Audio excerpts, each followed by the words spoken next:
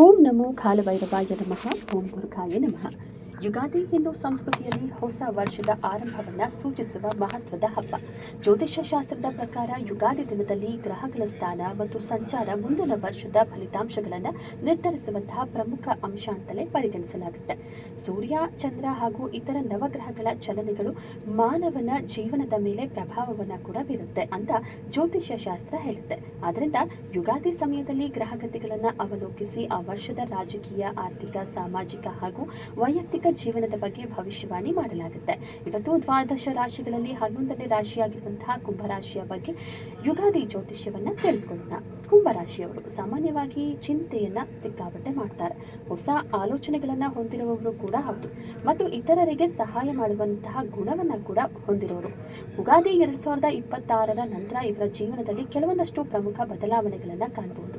ರಾಹು, ಕೇತು, ಗುರು, ಶನಿ ಆಧಾರದ ಮೇಲೆ ಪ್ರತಿ ವರ್ಷವೂ ಕೂಡ ಯುಗಾದಿಯ ಫಲವನ್ನು ನಿರ್ಧರಿಸಲಾಗುತ್ತೆ.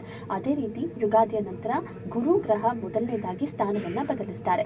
2026ರ ಯುಗಾದಿಯ ಫಲ ಕುಂಭರಾಶಿಯವರ ಮೇಲೆ ಚೆನ್ನಾಗಿಯೇ ಇದೆ. ಯಾಕಂದರೆ ಈಗಾಗಲೇ ಇವರಿಗೆ 7.5 ಕೂಡ ನಡೀತಾ ಇದೆ. ಗುರು ಬಲ ಕೂಡ ಇದೆ.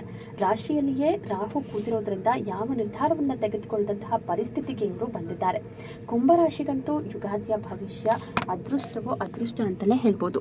ಈ ರಾಶಿಯಲ್ಲಿ ಬುಧ ಗ್ರಹ 5ನೇ ಅಧಿಪತಿ, ಪೂರ್ವ ಪುಣ್ಯಾಧಿಪತಿ ಆಗಿರೋದ್ರಿಂದ, ಜೊತೆಗೆ ರಾಹು ಕೂಡ ಒಟ್ಟಿಗೆ ಇರೋದ್ರಿಂದ ಬ್ರಹ್ಮಾಂಡ ಬುದ್ಧಿ ಯೋಗ ಕೂಡ ಇವರಿಗಿದೆ. ಇನ್ನು ಧನಸ್ಥಾನದಲ್ಲಿ ಶುಕ್ರ ಹಾಗೆ ಶನಿ ಇಬ್ಬರೂ ಕೂಡ ಇರೋದ್ರಿಂದ ಮಹಾಲಕ್ಷ್ಮಿ ಯೋಗ ಕೂಡ ಇದೆ. ಇನ್ನು ಆರೋಗ್ಯದ ವಿಚಾರಕ್ಕೆ ಬರೋದಾದ್ರೆ ರೋಗ ಸ್ಥಾನಕ್ಕೂ ಗುರು ಇರೋದ್ರಿಂದ ಆರೋಗ್ಯದಲ್ಲಿ ವ್ಯತ್ಯಾಸ ಕಂಡು ಬರುತ್ತೆ. BP, ಶುಗರ್ ಕಾಯಿಲೆ ಕೂಡ ಹೆಚ್ಚಾಗೋ ಸಾಧ್ಯತೆ ಇದೆ. ಇನ್ನು ಕುಟುಂಬದ ವಿಚಾರದಲ್ಲಿ ಕೆಲವೊಮ್ಮೆ ಸಣ್ಣ ಪುಟ್ಟ ಅಭಿಪ್ರಾಯಗಳು ಭಿನ್ನಾಭಿಪ್ರಾಯಗಳಿಗೆ ತಿರುಗುತ್ತೆ. ಆದರೆ ಸಹನೆ ಮತ್ತು ಪ್ರೀತಿಯಿಂದ ಎಲ್ಲವೂ ಸರಿಯಾಗುತ್ತೆ. ಮಕ್ಕಳ ವಿಚಾರದಲ್ಲಿ ಸಂತೋಷದ ಸುದ್ದಿ ಬರಬಹುದು. ಚಂದ್ರ ಮತ್ತು ಸೂರ್ಯ 2ನೇ ಮನೆ, ಕೇತು 7ನೇ ಮನೆಯಲ್ಲಿರೋದ್ರಿಂದ ಕೊಂಚ ಕೆಡುಕಿ ಮಾತಿನ ಮೇಲೆ ಹಿಡಿತಾ ಇರಲಿ. ಇನ್ನು ವಿದ್ಯಾಭ್ಯಾಸದ ವಿಚಾರವಾಗಿ ಹೇಳೋದಾದ್ರೆ ಓದುತ್ತಿರುವಂತಹ ಕುಂಭರಾಶಿಯ ವಿದ್ಯಾರ್ಥಿಗಳಿಗೆ ಎಜುಕೇಷನ್ ವಿಚಾರವಾಗಿ ಯಾವುದೇ ರೀತಿಯ ತೊಂದರೆ ಇಲ್ಲ. ಯಾಕಂದರೆ ಗುರು ಬರೋದ್ರಿಂದ, ಗುರು ಸ್ಥಾನ ಬದಲಾವಣೆ ಆಗಿರೋದ್ರಿಂದ ಗುರು ಬುದ್ಧಿಕಾರಕ, ಜೊತೆಗೆ ಒಂದೊಳ್ಳೆ ಅಡ್ವೈಸನ್ನು ಕೂಡ ಇವರು ಮಾಡ್ತಾರೆ. ವ್ಯವಹಾರ ಅಂತ ಬಂದರೆ ಉದ್ಯೋಗ ವ್ಯವಹಾರದಲ್ಲಿ ಅತ್ಯುತ್ತಮ ಅಂತಲೇ ಹೇಳ್ಬೋದು. ಯಾಕಂದರೆ ಶನಿ ಎಲ್ಲ ಕೆಲಸದಲ್ಲೂ ಕೂಡ ಇರೋದ್ರಿಂದ ನಿಮಗೆ ಧನಯೋಗ ಇದ್ದೇ ಇರುತ್ತೆ. ಯುಗಾದಿ ನಂತರ ಕೆಲಸದ ಕ್ಷೇತ್ರದಲ್ಲಿ ಹೊಸ ಅವಕಾಶಗಳು ಬರುತ್ತೆ. ಕೆಲಸದಲ್ಲಿ ಪ್ರಗತಿ ಕೂಡ ಕಾಣ್ತೀರಾ. ಸ್ವಂತ ಉದ್ಯೋಗಿಗಳಿಗಂತೂ ಬಂಪರ್ ಲಾಟ್ರಿ ಅಂತಲೇ ಹೇಳ್ಬೋದು. ಇನ್ನು ವ್ಯವಹಾರ ಮಾಡೋರಿಗೆ ಹೊಸ ಸಂಪರ್ಕಗಳಿಂದ ಲಾಭ ಕೂಡ ದೊರೆಯುತ್ತೆ. ಚಂದ್ರ 2ನೇ ಮನೆಯಲ್ಲಿ ಇರೋದ್ರಿಂದ ನೀರಿನ ವ್ಯವಹಾರ ಮಾಡೋರಿಗೆ ಅತ್ಯಂತ ಉತ್ತಮ ಅಂತಲೇ ಹೇಳ್ಬೋದು. ಹೋಟೆಲ್, ರೆಸಾರ್ಟ್ ವಿಚಾರವಾಗಿ ಬಂದಂತೆ ಆದರೆ ಸ್ವಂತ ಉದ್ಯೋಗಿಗಳಿಗಂತೂ ಒಳ್ಳೆಯ ಲಾಭವನ್ನು ನಿರೀಕ್ಷೆ ಮಾಡ್ಬೋದು.